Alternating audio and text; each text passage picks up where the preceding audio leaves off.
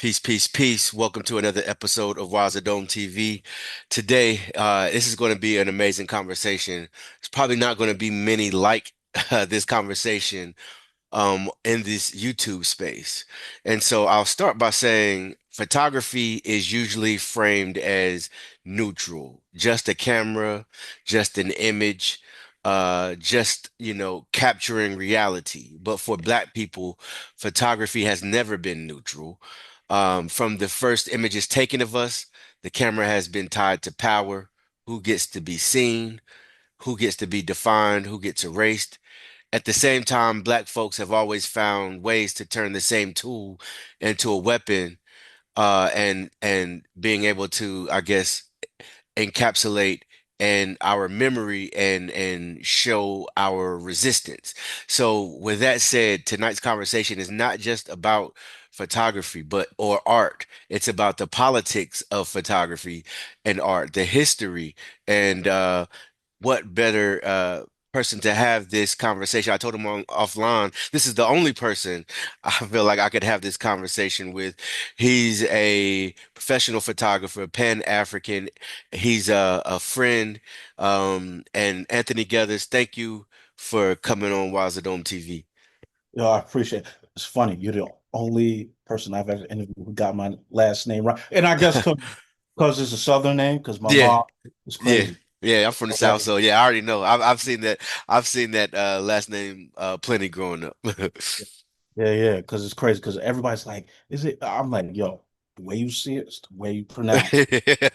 Right, right, right. So how you doing, man? No, I'm doing great, man.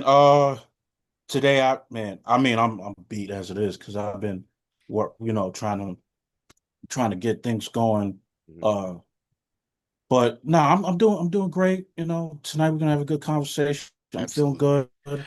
Uh, and I'm ready to go, man. No doubt, no doubt. So before we get into the main part of the conversation, can you just let people know some of your history in photography because you've done some big projects and you do amazing work. And if for anybody that wants to check it out, the link's in the description. But just give everybody a little bit of your resume. Man, I guess I could start with my background. Hmm. I'll start with my background. I've always been an arts kid, like Mm. from the time I was in diapers and light up sneakers to now. I can say now I still consider myself sort of like a kid.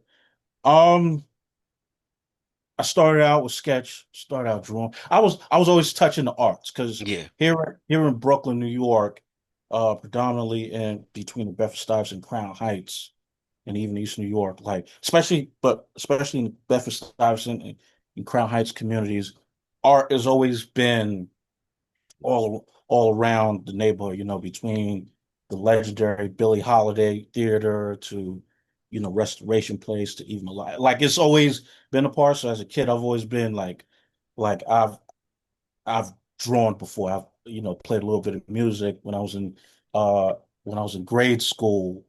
But what happened was and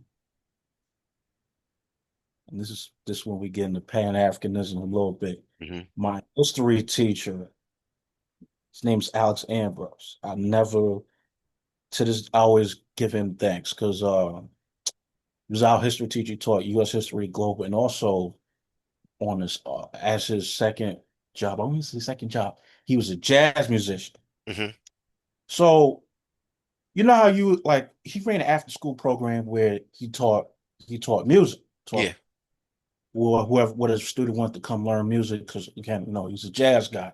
So me and him had a always had a good relationship, student teacher. We always clown around, whatever. He was a mentor to me. So, one day, I always come early to after school programs because one thing about me, I like being on time for shit. Yeah, me too. So I like Me too. That's that's one of my always things. Yeah, yeah. yeah. I don't like wasting people's time. So got in the class, we was joking around, whatever. And you know how teachers get bulk mail and they always throwing it out or whatever. So, he's just checking his mail, especially public schools, they get a lot of mail. Oh, especially if like you teach any of the big subject. So he was looking at his mail, throwing it out.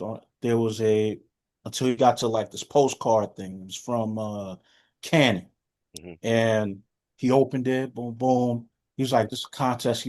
He showed it to me. He's like, "Yo, you want to enter this?" I was Mm, like, "Hell yeah! What is this? What is it?" So we look at it. This when I think Canon put out their the first line of hmm. power shot cameras. Hmm. So we went to the orientation. This was at the time when before they destroyed UPN, Yeah. uh, because they had the anchor Ernie Anastas at the orientation for this contest. Hmm. Canon, UPN 9, Washington Mutual Bank. They put the whole uh contest together, and the contest was about community. Who do you Mm, value? Who mm, do you look up to? And your heroes in the community. And that was the contest. Photograph who you think are your heroes in your community. So, I mean, listen, at the time I wasn't trained. I was just like, all right, whatever. I'm gonna enter this contest no matter what. And I thought everybody in our because you notice between Bed-Stuy, Crown Heights, it was black. yeah. So I thought everybody that made the community work was a hero in the Mm, community to me. So I wound up photographing everybody from the guys across from the guys across the street where we used to have a corner store before they moved, before they foreclosed or whatever. I photographed them. I photographed the male guys. I photographed everybody who was black who owned the business, who at school, home, whatever. I just photographed because I'm like, yo, y'all. To me, as a kid, I think I was in the seventh grade when this mm. happened. Wow. I just thought everybody, every adult, every that made the community what it was, I thought they were all heroes to me. Yeah, that's Um, powerful. so I photographed them. Photos were garbage. I listen, and I was not a prodigy. Everything I learned was like, yo, you got to put in your 2,000 hours. Yeah. So and along that journey, I got hooked because Mm, I finally found art. Because listen, I was good. I was okay at drawing. I was hmm. okay. I was okay at drawing because one thing uh going to going to I think they split the school now, PS 138. A lot of us were like we were into Dragon Ball Z, comic books, video Hmm. games. We also would draw. We A lot of us were artists. So I was okay. I was decent at drawing. Playing music, I was okay at playing the bass. But Hmm. photography, it was like that Green Goblin mask. The Yeah. camera talking to me like, yo, you gotta pick us up. You gotta just gotta come grab us. Like when that contest happened, although I was trash, but I was like, yo, I'm hooked to this. Mm, So um which is crazy because I never admitted this. I lied to one of the teachers, but she gave her because you know how public school works. We all had our hmm. own classes. Hmm. So as a gift, she gave one of the teachers from another class gave her students cameras, disposable cameras. Yeah. Because I was so hooked, I was like, I fucked around and stole some of the cameras. I Right. was just going around shooting. It was like, yo, where'd you get those cameras from? I was like, yo, I bought it. And they was like, Yeah. all right, yeah, whatever. But I was like, so I'm hooked. So I'm photographing shit. I Mm, never like I wanted to throw them out, but I was so hooked. So then I was like, all right, when it came during graduation, it was like, you got to apply for high schools because the thing in New York, they make you apply for high schools like you're in college. yeah. So I applied for high schools. And there was one school in particular that had photography, but I didn't have a portfolio because you needed a portfolio. So it was called the High School Graphic Arts in the Hmm. House Kitchen section of Manhattan. So I applied using the backdoor method under the journalism Mm, program because also uh, I could write well. We don't yeah. write one thing in black public schools, man. They reinforce like, yo, you better know how to read and write. Hmm. So I backdoored that. It was like, hey, you could spend up to a year. We need you to just spend up to a year and whatever major you want, but then you have the option to switch over. So Hmm. after my freshman year in the journalism, what they call academies, I was like, no, I don't want to write. As much as I love to write, just being in a public school where they demanded like how to read and write very well. Just the activity of writing. As a kid, I was like, nah, I'm sick of writing. I want to create art now. Yeah. So so I finally was able to go to the photography route, and the way I learned photography, man, they stripped it parts. Mm. I'm like, no, you ain't touching the digital camera till you walk out of this place. So Wow. uh, it was like, yo, you get a, they trained us on how to shoot all formats of film from 35 millimeter to 4x5 to 120, doing the darkroom stuff, or learning the mathematics and science of photography, learn how to, be creative, look at other things, draw from inspirations, learn how to set the whole craft of photography. So after high school, unfortunately, do that. We don't come for money. And two things. One, didn't come from money. Uh, and then also guidance counselors at the school didn't really help students, especially Yeah. because graphic arts, a lot of the students they didn't serve were because I went to school with not only just black kids but Dominicans, Puerto Ricans, Hmm. you name across, you name across, uh you name across oppressed people. We all in the school in Manhattan, and the guidance counselors weren't really helpful in helping students get to college or whatever. Yeah. So when I fell into uh joining the military. Mm. Now, um, I was like, all right, if I got to join the military, and because I was a bit aware, like if it ever came, like I need these skills Yeah. for Right. any reason, what other place than the Marine Corps, right? Hmm. So joining that nut house was, joining that nut house, and then going through that. And then, from boot camp, you hear in the ringer, yo, we going to war because that was around the time Obama. I think that was Obama's Mm. first presidency. Yeah. Hmm. So, and we was stuck. We was in Afghanistan. So, getting ready for that from boot camp all the way to School of Infantry and then Fleet Marine Force and everything. So, I spent 4 years as a infantry machine gunner. Been to combat twice to Afghanistan. Unfortunately, when I tell you, that's why I tell the youth, yo, don't go because when I tell you Mm. that puts your body through the ultimate ringer, like yo, Mm. I'm still feeling it. Yeah. Yeah. So finally come toward the end of my career, start applying for school because I'm like, yo, I'm out after this second tour, I'm out of here. I'm gonna Hmm. go do the art thing. Um I only applied to one college, School of Visual Arts, 4 year Hmm. degree. I'm like, yo, government paying for it, fuck it. I'm gonna just apply to this one school and I'm gonna get in because they want that money. Yeah. And got an SVA. And then I did what Spike did. So instead of just being a student, I'm like, yo, listen, I ain't got time to be fucking around. I gotta. So aside from being a student, I also was in the field applying craft. Mm. And but yeah, my career took off like like end of sophomore year, my career, like Mm. mid to my sophomore year, my career started taking off because what I did was I started photographing combat sports from a African point of view. So Yeah. photo like the folks like because everybody in New York City was photographing like just Muay Thai fighters and everybody with their own perspective. I was like, all Hmm. right, what's going to separate me from everybody else? All right, let me photograph that from a black point of view. So all like let me put my camera to all the like the black fighters in the MMA, kickboxing, boxing Hmm.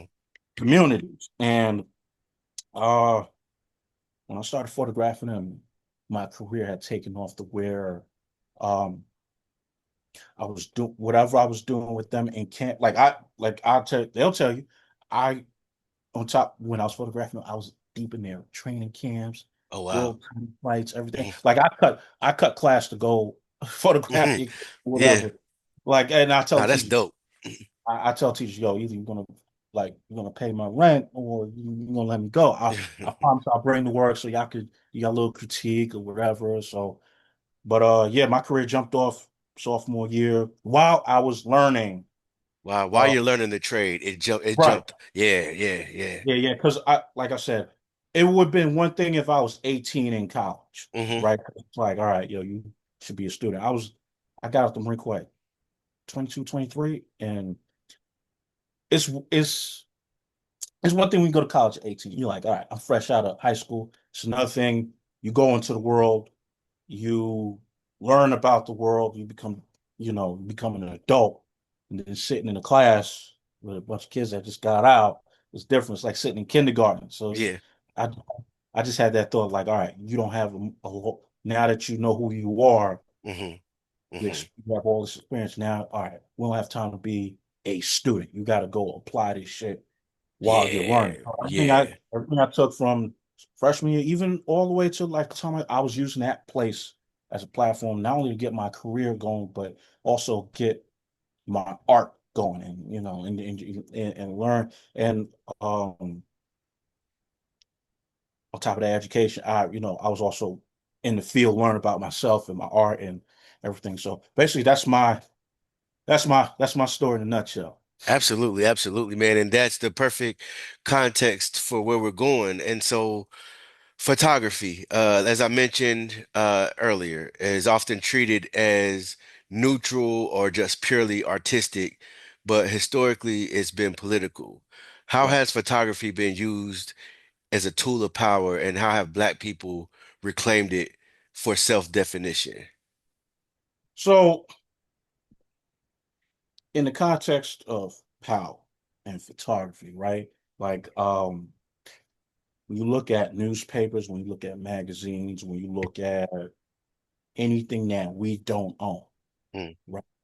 They always like there's some racial uh, they say racial undertones, but it's like it's big, like you can see it. Like yeah.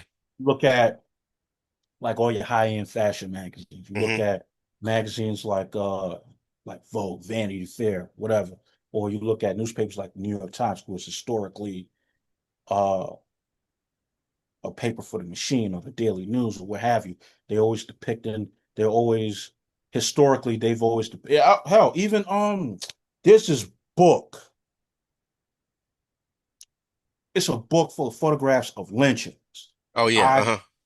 I think everybody knows what I'm talking about. I forget the name. It's always Yeah, I know what you're talking about. I don't have it, but I know exactly what you're talking about. right. Hmm. So white folks have always used photography as a way of showing Mm, everybody like, yo, we dominate these Africans in North America, whether it's through mm, lynchings, whether it's through burning their land, whether it's through, showing like some of our leaders like MLK being assassinated or Malcolm X, unfortunately, put in a coffin or what. Historically, it's always like in in the Euro's hands. yeah. Photography has always been used as a tool to show like, yo, don't you dare go against us in any form way. Especially like that book that we talking about, where it Hmm. has all the photographs of lynchings. Hmm. I like that, like outside of like publications and everything. That's how photography notoriously, Mm, especially North America, hmm. has been used. Now, where we've taken the art form and reclaimed it for our self-determination is when we've taken the art form, like for example, photographers, when you look at photographers like Gordon Parks, when you look at Yes. photographers like Jamel Shabazz, when you look at photographers like Deborah Willis, when you look at photographers like Carrie Mae Weems, what is special about like Black photographers' works, especially throughout the ages, is instead of like, yes, we all understand we got to make money to survive. Cool. Let's take that off the table for a bit. These photographers, these Black photographers, such like, let's look at Gordon Parks, right? Hmm. He's said, despite having worked for white publications like Life magazine, despite him having worked for the United States government, I think under the Farmers Workers Administration or whatever, Mm, he was working with the United States government. He took his job positions to as well as his personal work, Hmm. to show how racism affected us on this soil, like Mm. wherever, from the South all the way to a place like New York, like a place here, like here in New York City. We look at an artist like Jamel Shabazz. He's literally taking his camp, and it's crazy because I have, speaking with Jamel Shabazz, him being a service member, him being a, him being a, him being God body. It's crazy. It's crazy. They don't. That's another thing about photography. They don't really accept for guys like him, although he's He's fourth one of my gen. favorites. You know, I, I got some of his stuff over here somewhere. Oh yeah, back in the days joint. This yeah, like yeah, like yeah. yeah, you know what I'm So what I like saying? about the dopest thing about Jamel's work is instead of because he has roots in also being a service member. He's also worked. I think he worked at Rikers as a CO or something. Mm, So hmm. he's seen he's seen the worst of America and its effects Yeah. on Black people, you know from the service all the way to a place like Rikers. Hmm. So he's taking his camera, and instead of chasing high fashion or what have you, he put his lens on his people, on Black people in New York City. You Yeah. know, Right. influencing hip hop visually on top without having, and because you notice with Jamel's work also in his career, um, without being in the record labels, he was able to influence hip hop Oh yeah. just by photographing from the people's perspective. Even when you look at like a person like Carrie Mae Weems' work, her um in her work showing the relationship dynamics between the Black man and Black woman, especially on this soil. So um all around to say like Black people the way we have, even how when you look at the 70s, Hmm. right? Look at, because I feel like too that was another golden age that a lot of people don't really touch on, because we had a lot of great work coming out of the civil rights movement and then the movement after that, because Yeah, it's a um lot of it's a lot of great photos of that a, era. a lot, Hmm. especially happened because of the death of Dr. Martin Luther King. Hmm.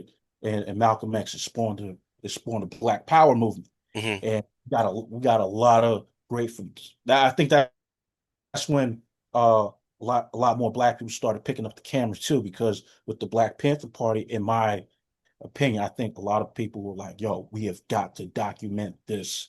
Now, even up to this, even with the '60s, I feel like a lot of Black people, because again, that thought of yo, if we don't grab our narrative now, Hmm. and just letting these people run around just photographing our struggle, then we're never going to have the opportunity to do it again. So Yeah. from the set all the way, although there is one photographer who his name's Ernest Withers, Okay.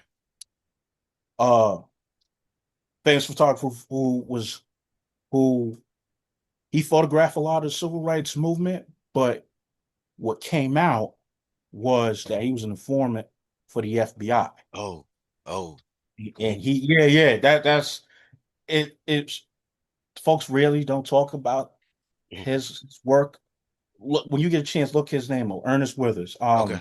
But from the '60s through our turbulent times, we've like from seeing our struggle, we've taken it upon ourselves. Yo, we have got to make this work, because and when I mean make this work, I mean, hey, we got to grab these cameras, and we've got to document our own people, from Yeah. even though even like a gentleman like Malcolm X. Malcolm Mhm. X was a photographer, Oh, and I he didn't was know that. yeah, I think they have his work at the Schomburg, if I'm not Wow. mistaken. Wow. Yeah, That's what I'm talking about. See, it's the yeah, yeah. history. Yeah. Malcolm X Yeah. was a photographer too. So through from the '60s all the way to even now, like what's the dopest thing is a lot of Black photographers whose work we know, Hmm. everybody was, it's like of when we talk about self-determination, um, from the '60s on, it was like, yo, if we don't grab these cameras and start doing it, just like with the art, If we don't grab these cameras and start photographing our own, we are Mm, not gonna we're not gonna be able to take charge of our art, because again, white folks was making books with making photos of us getting lynched and yeah. craziness. So, having these photographers do that and not only documenting our struggle, not only document our whole existence in this landmass and even across the pond. But we were making work that we like throughout the ages, we was making work that I was like, all right, we want to show ourselves, uh empowering ourselves, like with the Black Mhm. Panther Party. Like I feel like if it wasn't for photography, we wouldn't be inspired by the Black Panthers, with Brother, wasn't there like a couple books that came out 24, 25 that are nothing but pictures of the Black Panthers? There's not yeah, it's like they're picture books. they're just picture books, no Yep, words, no nothing. yep, And it's the Black Panther Party working, whatever it yeah. was, whether it was teaching people arms, whether it was feeding communities, whether it was uh Mhm. learn like teach-ins or whatever. Like 24, 25 was we seen a lot of photographies from the Black Panther Party, even in the 60s. You Hmm. we started being visual because again, a lot of black people, like across the country, didn't have TVs, so you didn't really see the civil rights movement a whole lot on, Yeah. like document, as well as like any other movement we've had in this country, like on our cell phones where we're able to see. There wasn't like a whole lot of TVs or whatever. So whatever you saw was from pictures, was from word of mouth, or if you were deep in the civil rights movement on the ground, you experienced it, but it wasn't artistically a whole lot until, some photographers, to include Gordon Parks, was picking up the camera and documenting it all. So we've used this, we've been our own reporters. We've been our um even up to today, like uh from the 2020s, when Ferguson happened all the no from the Yeah. when Ferguson happened all the way to now. Like Right, right. we've again, I can even say Oh like man. when we've like a guy like Devin Allen, right? For Hmm. example, when they was dealing with the Freddie Gray situation. He took it upon himself to like, yo, I'm gonna go out here, I'm gonna take these cameras, and Hmm. I'm gonna take my cameras, and I'm gonna go document what's going on with my people. And Bro, I'm glad you said that. There are two photos. There's one. I don't know. I don't know because in those 2020 protests, it was a lot of different cities where it was popping off. So right, I might get the cities wrong, but I forgot. There's one where there's a photo of a brother waving the RBG flag in the midst of like all the chaos. There's another right, one. Do you remember where like the brother he picked up like some tear gas or stone? He picked it up and threw it back, and they got a okay, picture of it. okay. So, and that goes into our argument. That not argument. That goes into because the one with the tear gas was Hmm. photographed by one of the Wire photographers, Okay. I think. Is it Okay. in color? Yes, it's in color. Was the photo Yeah, it's okay? in So color. that one was shot by a Wire photographer. That's not connected to the community, because what happens is, to this day, um, a lot of the wire services like AP, Getty, they tend to parachute in photographers to photograph these things, because they don't necessarily, because um they think we don't have photographers in our communities Mm, to document our own hmm. struggles or whatever. And then plus that whatever they consider news, they parachute in photographers that's not connected to the community to photograph these things. And when we talk about get bringing in strangers, Yeah. it's a whole mess, in my opinion. Hmm. That's why we're like, I think black photographers are so important, is because when you get in parachuted photographers from these white owned wire agencies, because I've seen it when they're on the ground photographing things like uh the protest of the 2020s or whatever. I took a step back a little bit from photographing to see how they would behave. And a lot of these parachuted in photographers that are not black, that are not us, that don't have our same ideology, they treat it as a sport. Mm. They get excited when they see they get excited when they see the tear gas and the Yeah. and the flames and all that. They don't understand the importance for why we're protesting, for why we're Like they're we're totally disconnected from that part of it, right? right, right. Yeah. They treat our struggle as if it's a Clint Eastwood film. Yeah. Yeah. Yeah. Like if they think it's a Michael Bay production. Yeah. They get Right. excited, like, yo, get out my way, blah, blah, blah. As Right. opposed to coming in and before you do your work, all right, as I'm coming in, let me get in touch with the people on the ground to figure out what's going on, blah, blah, blah. And you see, it also like the way, because I'm trained in under two houses, like the portrait photography, commercial side of the house, and also the photojournalism side of the house. Hmm. Now, a lot of the wire photographers, a lot of them who are majority white, um, some of the doctrine in photojournalism is you're supposed to be split down the middle, no bias, no nothing. You're just supposed to be quote unquote like just a photographer.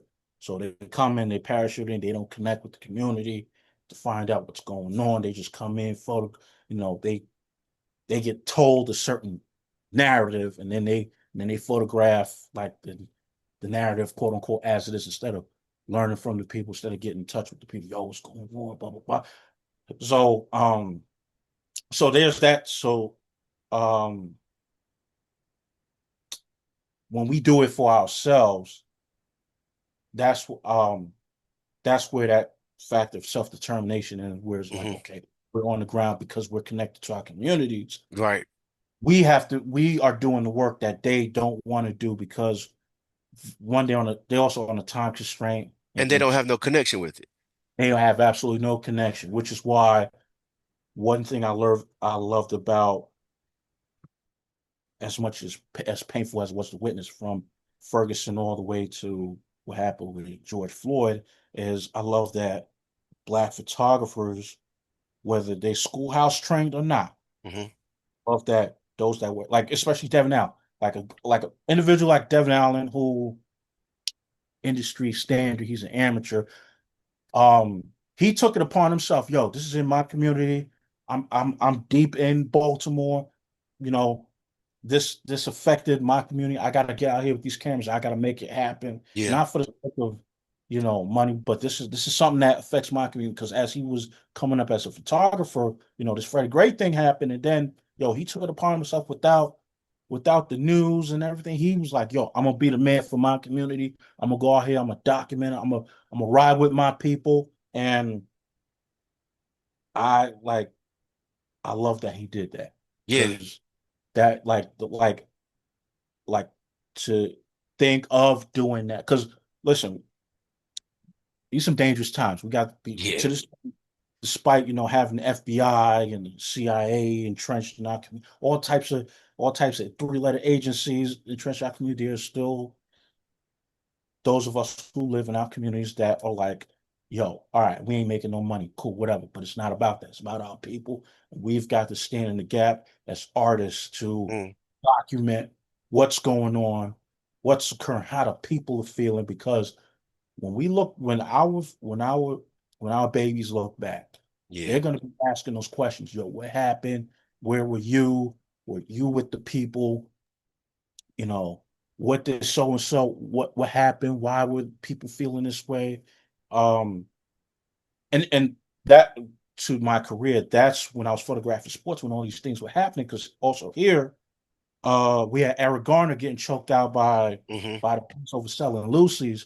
That's when, too, I was making, because I, still trying to figure this thing out. I was like, all right, let me take this sports thing and put it and flip it to where I'm not just photographing athletics and everything. I'm doing from a, all right, just purely black. Let me put let me throw my politics in here. Because coming from because this was fresh. I was coming out of this photojournalism workshop called the Eddie Adams Workshop, where they take 100 of the best. Each year they pick 100 of who they consider the best uh and up and coming photojournalists. Uh, get them all on the farm in upstate New York, and they give them the tools of trade. It's like an exclusive club kind of thing. Like you get in through invites. So based on your portfolio, you get in. You go through rounds of like they gotta look at your work and they pick 100 from across the country.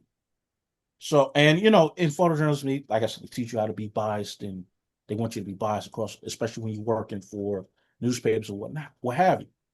But one thing I always remember, they always like, yo, focus on this, like from photographers themselves who I've talked to, they're like, yo, just there's stories in your backyard. Instead of trying to get to the big fish, Hmm. or what they consider big fish, that's like the big story, the A1 on the New York Times or whatever. They like, yo, focus on what's going on in your backyard. I took it a step further based on also my own education because going to SVA, they were not teaching any black photographers. When I tell you in the photo department, it took one of my friends, his name's Justin Johnson. He's from the South. He came in my sophomore year, and Hmm. we've always talked, about Pan-Africanism and how it relates to photography, how it relates to our people. They would not teach before me and him had entered. They was not teaching black photographers Wow. or photography from a black point of view. It was a white school Hmm. attended by rich white kids, whatever. I started to flip my photography into all right, instead of fuck being biased, fuck hearing from them that you're being biased. Let me tell it from my people's point of view. So that's when Hmm. I started like So that's something that's kind of they don't want you to do that then, right? They want you to be biased and taking photographs. They don't want you to be able to tell our story with it. right. Okay. They want you to be like, how white people consider themselves down the middle, Hmm. fair. Hmm. They don't they don't want the industry as far as like who the gatekeepers, who control the jobs, whatnot. They want you to be a down the middle kind of photographer. Don't make no waves. In my training, because I'm still, figuring out and I'm not only am I figuring out the industry, this is around the time too, because going into the Marine Corps, Hmm. something snapped in me. Not Hmm. snapped. Like, because especially in New York City in the '90s, growing up in Bed-Stuy, man, when I tell you, it was all like you remember the '80s and '90s. It Hmm. was, man, you want to talk about blackness on a community level. You want to talk about like whenever something happened, whether it was here, whether it was in South Africa, black people's whole came out was like, yo, we ready to rock. Yeah. Yeah. Um, Facts. it was always like I remember, as a kid, we had a bookstore on Fulton Street. It used to be on the same block as like now where it's this chicken spot. It was a bookstore, black owned bookstore. Every day with loud ass speakers, whether it's open or closed. There was always speeches of the Honorable the Minister Farrakhan, Hmm. Khalid Muhammad, just speeches of various black leaders being played loudly from this bookstore. And I like uh so many like oh man. One thing about New York, man, it was like any episode you can imagine where they showed blackness on a community level. That's what Bed-Stuy was. So all that training between from the neighborhood to even going to grade school and going to a school where all the teachers are black and they instilling um self-esteem in you, like Hmm. reinforcing the fact that Yeah. yo, we're great people. All that in me as a kid, and then going into the military, something snapped in me where it was like, all right, yo, remember all of that because you're gonna need it. Mm. Dealing with the racism in the military, dealing because when you go on to trigger pull inside, and it was crazy because this was a conversation on Twitter today. Um, the level of racism that you endure in the military, especially on uh the if any combat arms. Did you see the Navy SEAL story today? Yes, Yeah, yeah, where like 16 of them got disciplined for sharing well, racist memes and all that kind of right. stuff. Hmm. So I bring that to say something just sparked in me as a teen to where it's like, yo, all right, yo, you got the goal. You man, you better put your head in the books and you better indoctrinate yourself as a Mm, team hmm. with much needed information about our people and our leaders. That's it's crazy because the military. That's when I really started to like read, like actually Yeah. buy books. My brother, he was a debate coach, now he's a teacher. He would bring several books home, like from Fanon, from Mm. Malcolm X. I still got Fanon's uh this book right here. What is it? Black Skin White. Oh yeah. Yeah, I Black got skin, that white mask. right underneath, right underneath the big computer I got. Just reading that while I'm in the military, while because I didn't go out of town and do all that. But when I was by myself, reading, watching YouTube videos, Hmm. all that stuff. Because some told me I'd have to come back on information and dealing with the United States military, and then coming home and figuring out how to put this whole photography thing together art wise, and how to put out how to take what I'm doing and apply it for our people. Yeah. That's like all that's this whole metamorphosis happened, then taking the photojournalism training and then figuring out, okay, yo, you you can't afford to not be biased because a Yeah. lot of happening in the country has always been hitting home, and now it's hitting home for you. As I call it, like the arc when I came back home from the military was like my year one Batman phase. Like I'm fresh, fresh from the military. I picked up all these knowledge, all these skills, all this experience, and now I'm back in my community, photographing these fighters. I'll never forget it. It was this is black fighter named David Branch. He used to fight for the UFC and what they call now PFL. So I was deep in his camp. I was photographing his day to day, this whole camp. So I'm hanging out with him in his house. He has his daughter and whatnot. And meanwhile, I'm keeping tabs on what's going on with this Eric Garner thing.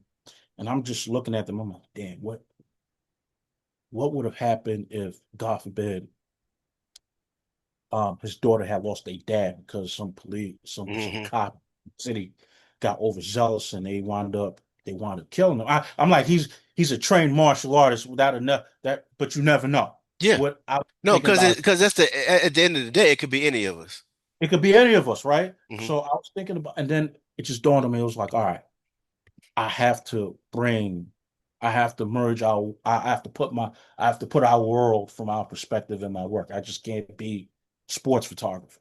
Yeah. Because I'm like, yeah, I could get to the money and I could work, but I'm like, nah, it's got to be more than that because we're more than that. We're more than like he's more Yeah. than just And plus, with the times that we're steadily progressing in, like what you're doing is obviously extremely important. Like I even, read one time that um like perception of the Vietnam War didn't start to change here in America until people started seeing the pictures of right, what was happening. It was like, oh, it's not right. this glorious uh, you know, movie battle that I thought in my head. This is nasty over here. Oh man, especially with the Vietnam War, so much shit is when we still uncovering it from Right, right. The Agent CIA Orange sanctioned Black stuff. Ops, Hmm. Agent Orange, all the Black Ops operations they were running, the racism, a lot of black The soldiers drug and Marines. use. Oh man, listen, God, that's it's crazy. That's why one of my favorite movies. I know we off topic, but one of No, my you good. movies is Dead Yeah, Presidents. that's my joint. That's what I was thinking about too. Yeah, that's Because my they joint. showed that, Yeah. it became a mirror once I went. Because it's crazy. Hmm. My time in Afghanistan, same fucking thing. We're Mm, doing all missions. You hmm. got all these different these 3-letter agencies doing God knows what. Like, once I seen DEA Hmm. in the Wow. same region we were Wow. operating Uh-huh. in, I was You like, was all like, right. yo, this on some different. Yeah, yeah. I seen them. I seen one of our leaders with a bag of money. Hmm. Started putting two to two together. Started doing my little research. Mm, Started, all right, yo, we peep this, that, and the third while I'm still doing my job. We doing all these drug raids. I started putting two and two together. hmm. Man, listen, same fucking thing. Like the only difference is um people because now you see all the shit that Well, from the I didn't even cut you off, but I'm just thinking of more things like what, because wasn't in Afghanistan, didn't somebody like didn't was it like 2020 or something? Somebody got a photo of the poppy fields that were being guarded. Yep, Right, and that was like yep. because I'm just trying to, I guess, helping the audience paint a picture about how sometimes these Photography, photos and photography, it changes the course of history in a lot of ways. right? Because had we not seen that photo, we'd have never known that the United States was involved in drug trafficking. Right. We never knew that. We'd have never known from that picture of that pop. We'd have never known about the drug trafficking. We'd have never known because you see now, um, more is being revealed about the CIA and their dealings in Hmm. Afghanistan.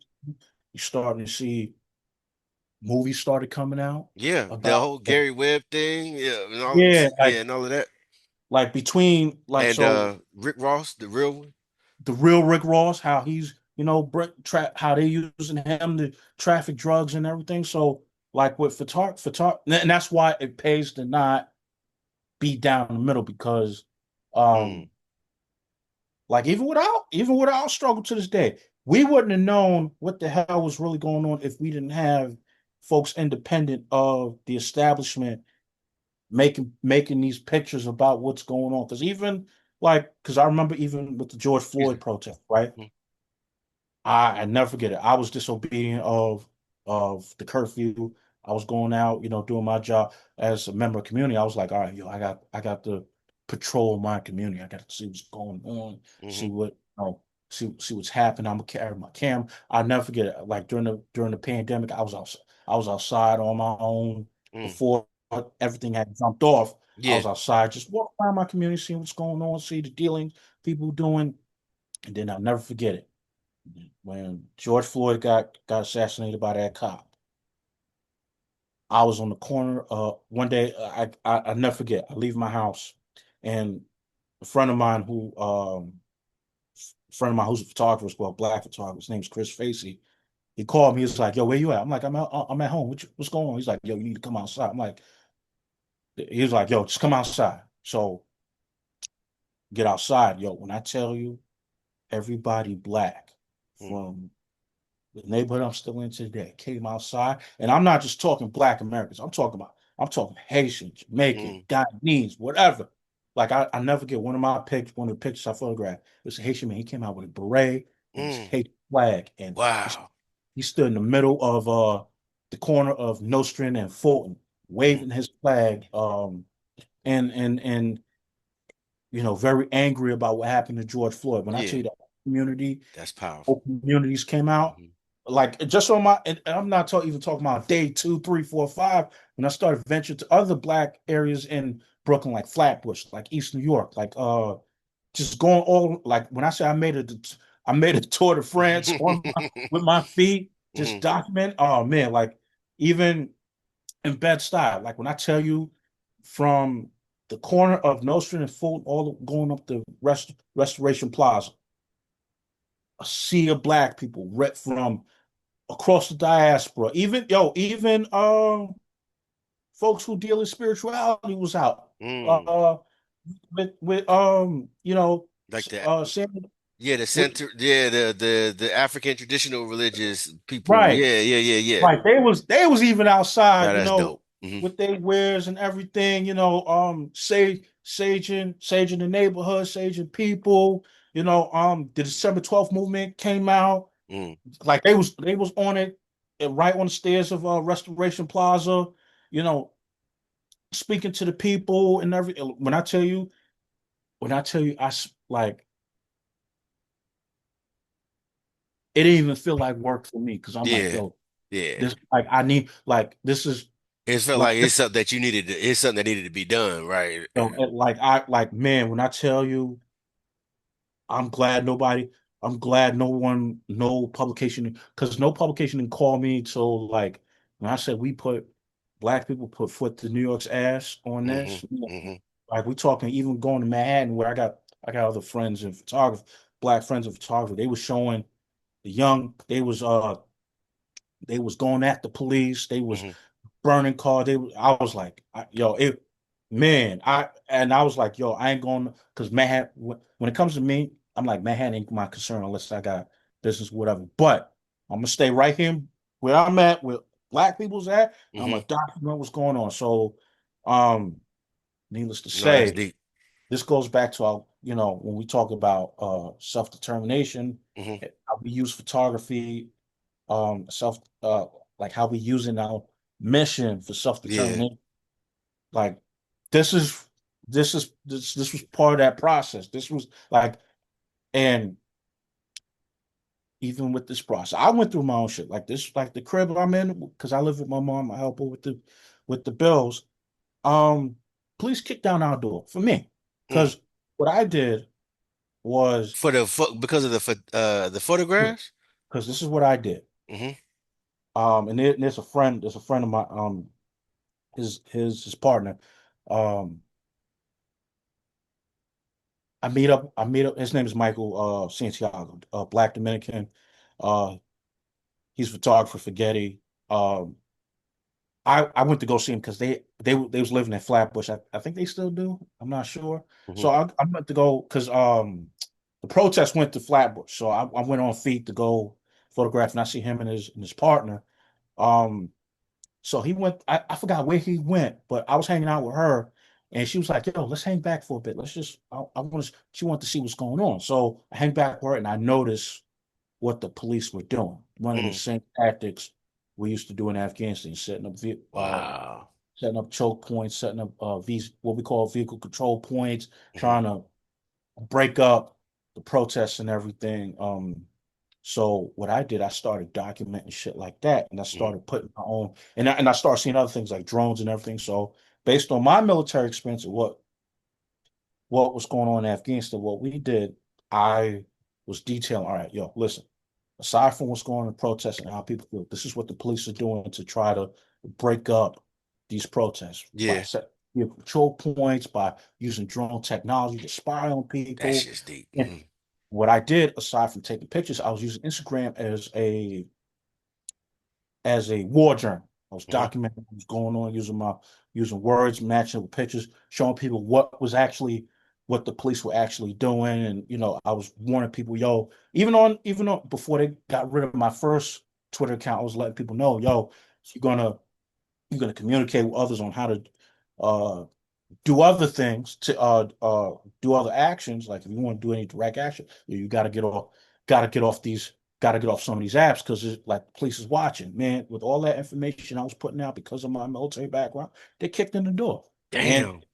yeah, they kicked in the door, had me double handcuffs, everything. They read off my military record, all that. They broke because I have a safe in the upper room.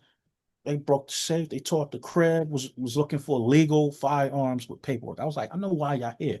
And the Hmm. warrant was signed by the New York State Supreme Court and everything. Yo, man, and I still kept document despite all that. I still kept going because I'm like, yo, Yeah. people need to see firsthand what's going on in Brooklyn. Yeah. Like, and I'm not talking about like the world. I'm talking about like black people need to, aside from what's being documented, because every what was the dope thing was there was other black people across the nation that were taking it upon themselves. Yo, let me go document what's going on in my community because it's needed. Hmm. Um, So I mean, it's intel for it's, us. that's right. It's intel, and if you know anything about uh the military, like with us, like yo, like organizations that are for us, yo, they need that intel. Hell yeah. Unfortunately, we don't have things organized to Hell where yeah. it's Hmm. a, but folks need that intel. And the the crazy thing too was the Brooklyn Library here had asked me because they also use materials to teach. So on top of me doing the work, they contacted me, hey, we want to, because we see the work you're doing, we want to add it to our archive, Wow. our Brooklyn archive. So this way future generations can learn about what took place here. You Oh, see, that's powerful. because you see what's going on. Hmm. They ripping apart they ripping apart the libraries, they ripping apart any level of academia that teaches about the Yep. truth about this country. So going back to like how photography is important, how owning our narrative is important to where like, yo, we've got to We not get, only well, I mean, not to cut you off, but that makes me want to. It makes me think about something. I want to ask you, like on the flip side, on the commercial side, right? On right. do you all right? So do you remember? I think it was early in his career. I don't. I hope I'm not lying. I think it might have been Vogue magazine, but it was LeBron James and the white Yeah, yeah, yeah, girl, yeah, and it was yeah. like some king. So do they be doing shit like that on purpose to players? You know what I'm saying? Or do you think that just like some type of coincidence? You know what I mean? Because it I, was I, just I, like the King Kong thing, right? I'll put it to you like this: Hmm. if they were able to make photographs of lynchings, Mm, no, no, I'll put it this way: nothing is by accident. yeah. And the person who took that photo, if I'm not mistaken, Annie Leibovitz, I think shot that photo. Mm, I gotta do my double research to make sure it was her, but they do that intentional. That's mm, intentional. All that is mm, that's why when I work commercially, hmm.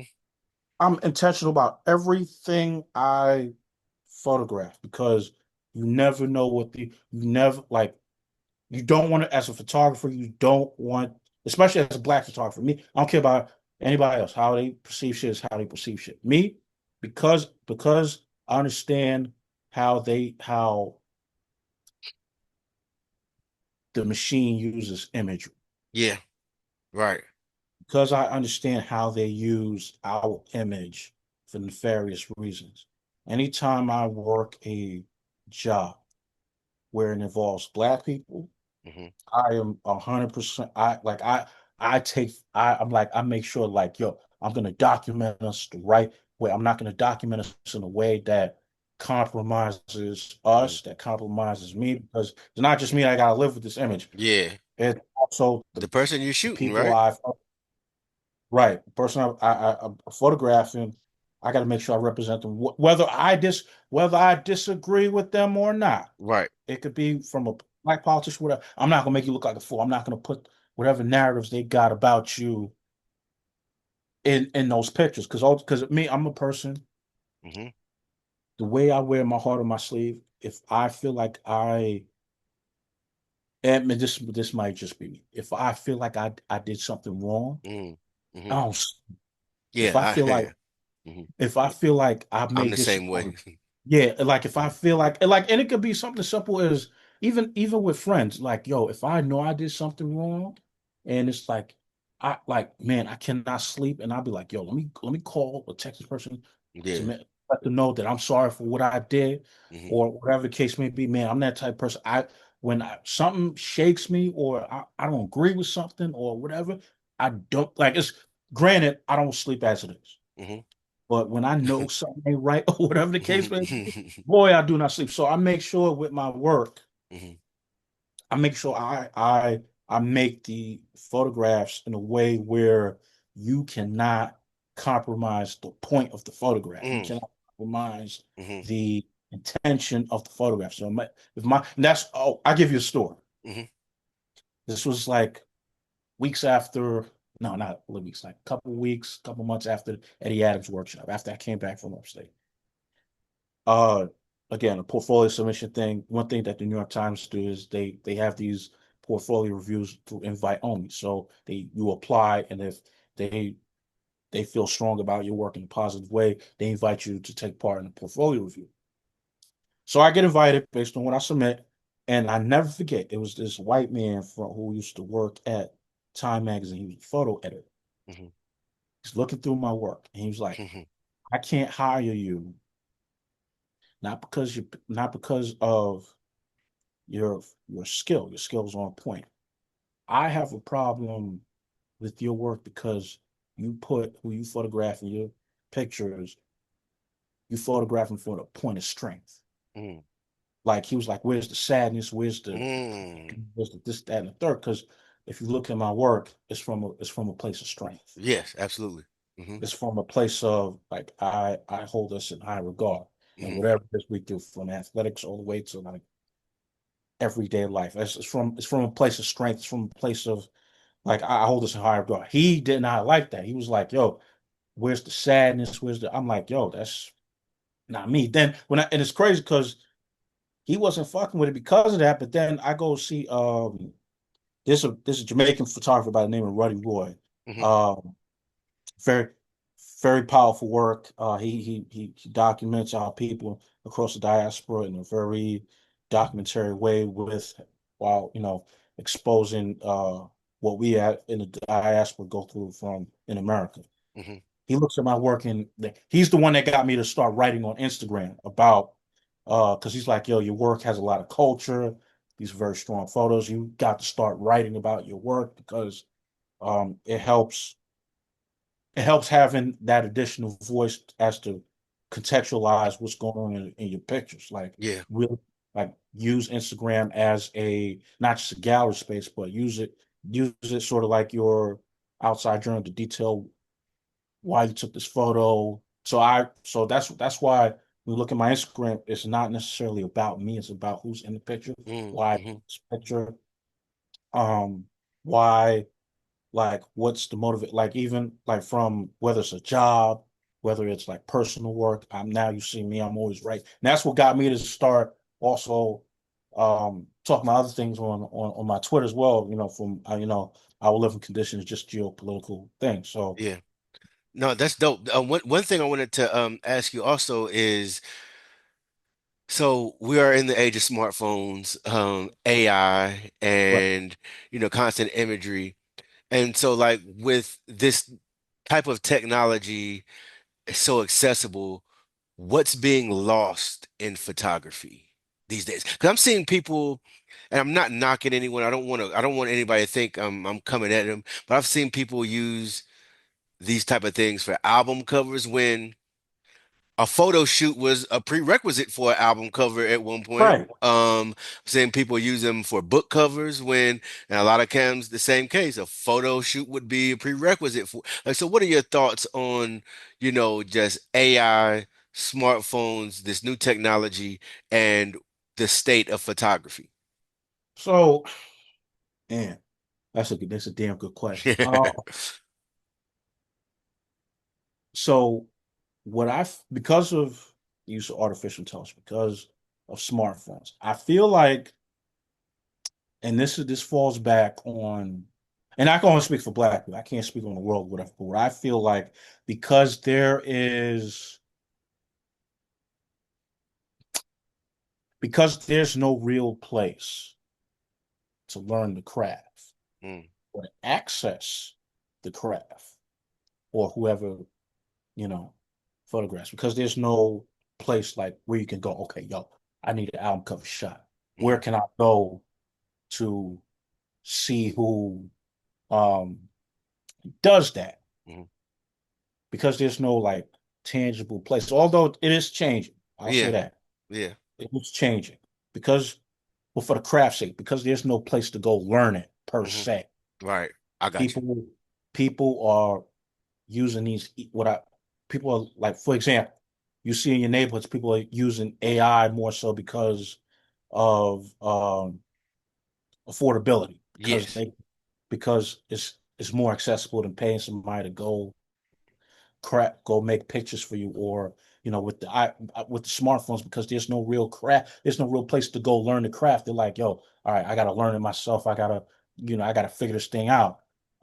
There's just a place just to go learn. There's just like not a place to go learn craft because they're tearing up, they're not funding because the lack of funding for community centers, Hmm. funding Hmm. from schools. You see, they turn out the arts in place for tech, Yes. Yeah. even college level. The You see humanities and arts being torn out for tech and Hmm. science, not in service to us, but in service to this empire. You see an art being torn out. So people are like, damn, I gotta learn this off the muscle. Like, Yeah. there's people who are as lucky as me to like be able to have the government fund their education.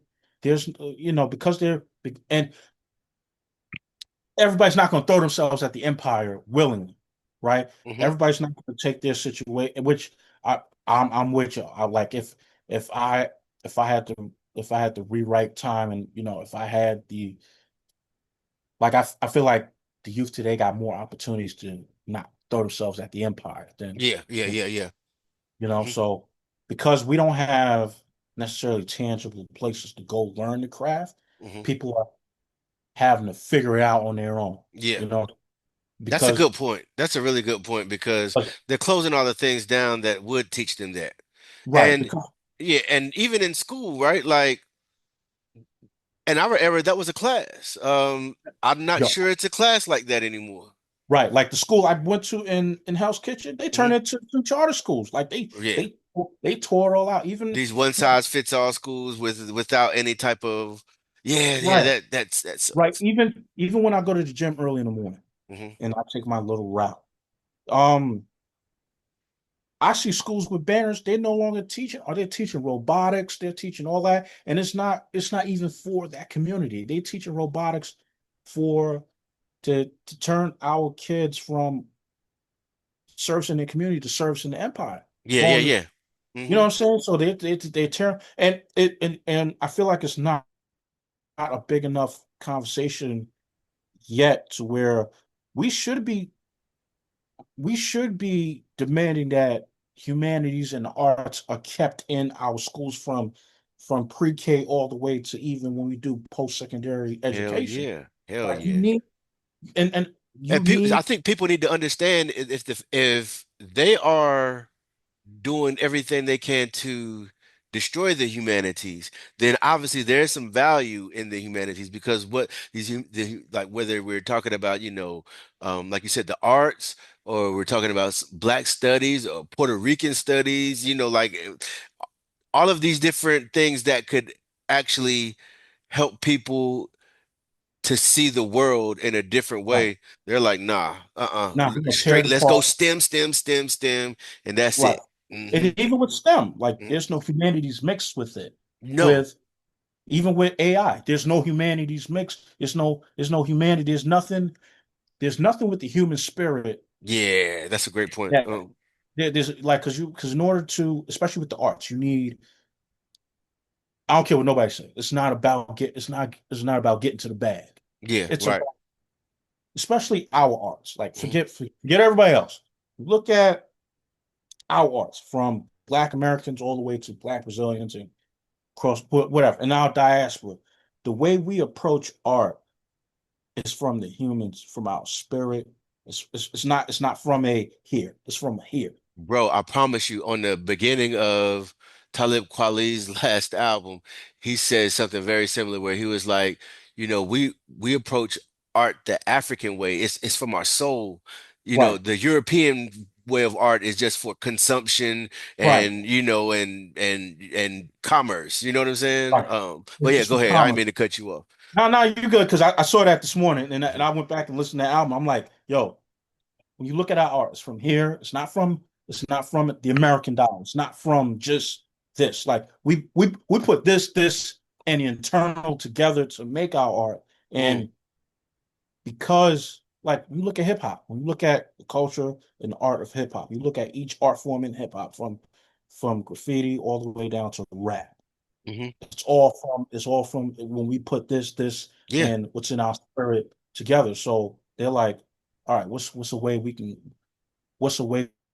we can kind of negate that? All right, the smartphone shit ain't working because they still coming from they still make it from the African way. All right, when they get them into the music business, Hmm. and we're gonna get the gatekeepers to take that away to Hmm. just all right make garbage and put it out. And we're gonna sell it and we're gonna exalt you, Yeah. you know. And then all right, yo, all right, that's not working. All right, people still creeping in and making shit from the soil. All right, we're gonna introduce this AI shit. Hmm. We're gonna be like, yo, take that rap because it's easy. Because one is easy. Because one thing about art, in order to make it, is that you need that process of yo, there'll be days I'll be hungry. There'll be days that I'm tired. There'll be days I'm dealing with the outside. Um, I'm dealing with the outside machine, and I'm coming home, and and it like to make the art, you gotta go through a process, and you gotta Yeah. you gotta go through that hard process. Like Hmm. it's got to be dirty. Like, look, like I've been like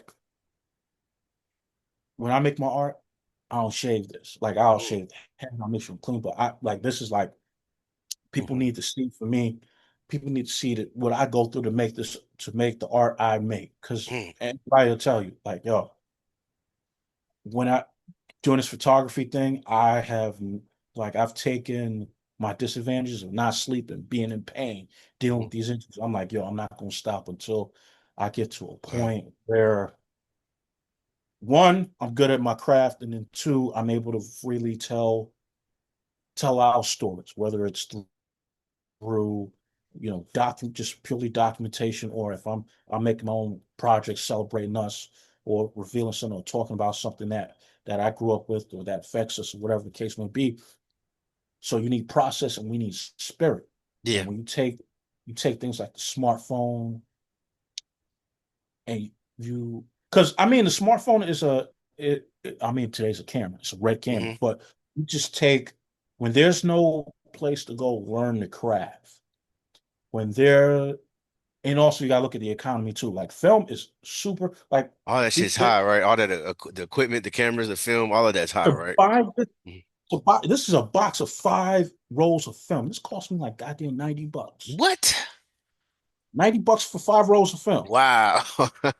Right. Wow. So you Uh-huh. talk about the economy, when you Mhm. talk about the lack of tangible places to go learn the craft, and then you know there's not enough photographers to be that want to because also too another thing in photography is like that's unfortunately taught is you don't want to reveal how Mm. you pictures, right? Mhm. Like Oh, especially so with there's some secrecy in yes, and different techniques and stuff. I'm here today to let you know there's photographers that hold on to techniques Mm. because I'll give you the story Hmm. and I've seen it. I've seen where photographers like and because one thing I do I like Instagram is like my kind of like my museum when I can't get up in these museums and go physically look at work. So I look at Instagram and I see photographers who make 6 figures with their craft. And somebody asks them, yo, how did you like that? How did you like that picture? What blah blah blah. They're like, nah, I can't tell you that. Ain't seen that. There's photographers who hold on to techniques and skills and like know-hows. So they don't want to pass it on because of the scarcity mindset. Like, yo, if I teach this person, they might take it's like with the like with the what goes on in rap, right? Where Hmm. it's like I want him to take my spot. It's like there ain't no Yeah. spot. This Yeah. this art is so vast. Like you can we can both do Hmm. we can have enough space. There's enough space for everybody. There's this thing in photography where a lot of folks a lot of photographers don't want to quote unquote give the game away. They got Yeah. this the games to be sold, not told. Hmm. So you got your there's not tangible places to learn photography, the economy, which makes it unaffordable, Yeah. and then you have people Are who kind of just gatekeeping. they wrongfully gatekeeping the skills and the techniques in photography where damn now you got a kid who's like, all right, yo, if you ain't gonna tell me, all right, I'm gonna get to it. And then he got that thinking. Unfortunately, he got that thinking, all right, yo, when I get to it, I ain't telling nobody how I did it. Right. And it's not the way to go, especially for our people, because yo, we're community-minded people. And Right. we're And just because I ain't gonna stop you from eating, you know what I'm saying? Like right, like like we can all and we can the all crazy eat. Hmm. we can all eat. Like, yo, you Hmm. need like can't nobody tell me as artists, like especially as black artists, you can't tell me we all can't be able to make a living with our craft without cutting Yeah. somebody off. Like anybody will tell you, yo, if you need help with photography, if you need help with lighting, I tell what I do, I give folks PDFs. I'm like, yo, this is because what I tend to do. Um, anybody tell you this, even in when we talk about armed self-defense, I have I like what I did was I made a folder of like all the all the PDFs I got from the Marine Corps. I put them all in a Dropbox folder. And if anybody need stuff on like counterinsurgency or patrolling or whatever. I'm like, yo, here, you need that knowledge? Here, I give it to you. Just Right. send me an email, blah, blah, blah. I do the same thing for photography. Any lighting diagrams, because what I'll do, I'll go pay for like online classes and I'll take the PDFs And after I bring go the watch knowledge back to the people. and I bring it right. So if Yeah, anybody knows anything on like how to light a photograph, I got you. Give me an email. I'll send you any that's dope. PDFs I may have taken and blah blah. Or even when black photographers call me, hey, I need your help on how to light something. Can I call you? Yeah, I'm not sleeping tonight. Give me a call. Call me as late as you want. Same thing with even like when they got to deal with the machine as far as like getting jobs, pitching jobs, whatever. I'm the type of person, if you call me at 2 a.m. Hmm. about something, I'm the type to roll out of bed and call you. I mean, granted, I don't sleep anyway, and I'm usually up early because my mom, that's a Southern woman. Yeah. You know, Yeah. you know how black Southern, they get up super early. I'm like, Facts, facts. soon as she gets up, I hear Freddie Jackson playing in the hallway. I'm like, God damn. But I'll get up early. I'm like, yo, how can I help you get to your goal? And so I can speak for myself. Because again, like with how I got help, I didn't have too many people helping me along the way figuring shit out. Mhm. I had to go unfortunately, I had to go get from colleges and Yeah. other. So I'm like, all right, yo, Like you kind of blazed the trail for yourself, like in right, order to, and I guess that kind of leads me to something else I want to ask you. yeah, And we can end it here because I think this would be a perfect place to end it. Because the people like, understanding, like you mentioned, Gordon Parks and Jamel Shabazz. Just can you talk about some of the photographers that inspired you and that, our people need to know about? man. Well, first of all, um, photo, man, I got a list. Like when we talked about this, we talked about talking today. Where the hell's my phone? All right, I probably remember, but if I forget anybody, I apologize. But some of the photographers that influenced me, of course, Gordon Parks, Hmm. Eli Reed. Mm, Who it's crazy because he has a picture of Tupac hmm. when he was on the set of Juice. Hmm. He has one of the most iconic Oh photographs of wow, he Tupac. took the picture of Pac on the set of Juice. Yeah, he was on Uh-huh. the set of Juice. Um, so Gordon Parks, Eli Reed, Jamel Shabazz. And it's crazy because I didn't think I would have a relationship with Jamel Shabazz, but I do now. He actually came he actually came to one of the representative events that me and Ahmad from Twitter held. He came, him and this other brother, Kamel Brown, who was another influence. Was another influence. So crazy that day when we had the representative event and Jamel came through. I was like, yo, Yeah, that's I'm dope. it's like actually watching. It's actually like, damn, that's Superman. Like, Yeah. let me go tug his cape a little Yeah, and yeah, see what that feels yeah. like. And man, it's crazy because he even reached out to me because I follow him on Instagram, and it's crazy because um like as an artist, you always want that validation, right? Yeah, yeah, yeah. Especially from like your From the peers, from the greats. Yeah, from yeah, the yeah. greats, from the Hmm. all-time greats, Hmm. right? And he reached out to me. He was like, "Brother, I like what you're doing. Can we get on the Mm. phone?" So I shit you not. Once I told him my story, he told me, "Yeah, man, let me tell you, that's like he's the one photographer who I've talked over the phone for 3 hours. Mm. Like I was like, yo, I ain't going nowhere. Don't nobody ask me nothing. As I'm talking to, Yeah. yo, we talked about everything from the state of black people in America to his service to um him being God body to I'm like, yo, the fact that and it's crazy because he's like, yo, um, whatever you need, don't hesitate to reach out. And I told Jamal, I was like, look, Jamal, I understand where you come from because too, he's been dealing with losing a lot of his partners and his friends and whatnot because they're all of age and unfortunately they passing away. So I told him, I was like, man, anytime you need to reach out to Mm, me as well, like, listen, I'm the type of guy you can call me anytime and I'll pick up the phone. Like I'm just that accessible. So you got them two, even folks like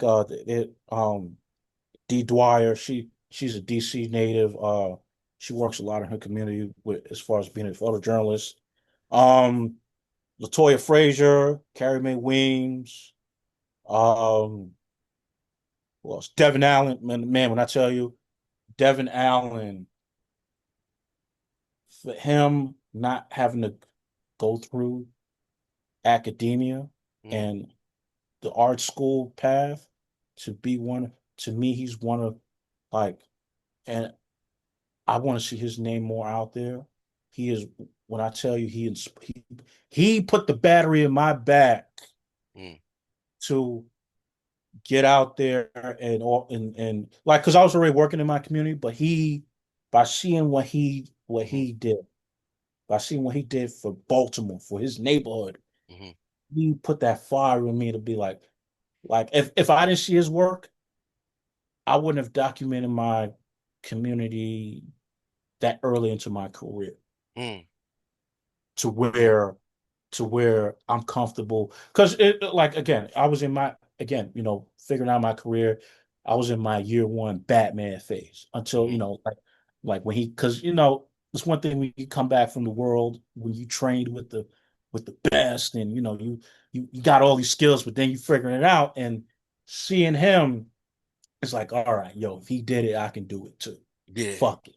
yeah, And it's yeah, not just a because what he did was he went from artist to cultural worker, mm, service provider. What I mean by service provider is he provided not only intel to his community, but he mm, provided a narrative to the world, from Baltimore to the world. Yo, this is what's going on in my backyard. mm, So he put that battery in my back. Yo, don't just be an artist. Be be a service provider for your community. Be the eyes that the world need to see. Because, like I said, if it wasn't for Devin Allen, we wouldn't. If it wasn't for Devin Allen, we wouldn't have had the artistic eyes of what was going on in Baltimore, in my opinion. yeah, Because from an African point of view, from a black point of view, we would not have had if Devin didn't jump out and if he because we have our many critiques about academia, how they're not connected mm, to our communities when it comes to uh talking about and discussing our struggle here in America. Academia is not really connected to our community. So when I see Devin Allen, a guy who did academia to do his thing as a photographer, to see him just jump out, yo, I care about my people, I care about my yeah. friends, my family, even strangers who's in my community. I care about my community. I need to document what's going on. That was like when I was figuring out as a Like photographer, that light bulb. It's like that light bulb moment, right? I was like, all right, cool, I got it. Yeah, Cool. Thank yeah. you. All right, let me take thank you. And you know what too? I Mhm, needed that validation from him too, because what art has become and mm, what they train you to think in these colleges is they want you to think of art as a money making thing right. more so than you got to hit you got to hit the humanity part too, because Yeah, you've been given a gift. You got to, and for black people, we just can't use our gifts for money reasons. We got to use our gifts. If our gifts is not entrenched in the struggle, hmm, if it's not in, if you can't use your gifts in our fight yeah. to liberate And us as people, I feel like you're wasting your gifts. yeah, Like that's that's why I think that's what John Henry Clark said. Like whatever it is, whatever it is that you're good at, do it for your people. You know what I'm saying? and that's why I started the Black Mind Any Weapon project Mm, too. Because of John Henry Clark's notion, yo, whatever you're good at, do it for your people too. Like and like I said, I understand we gotta also survive on this. we got to survive on Plymouth Yeah, Rock. yeah, yep, yep. But you also got, and that's the thing about being an artist too, that I think a lot of artists in various mediums forget is like it's not just about making money. It's also, yo, you have got, especially with black people. I don't care about anybody else, but with black people, especially on this landmass, you've got to use your art to, in a way, you've got to use your gift in a way that helps our people. Absolutely. Because I if you think, don't, it's like, yo, you can kind of useless.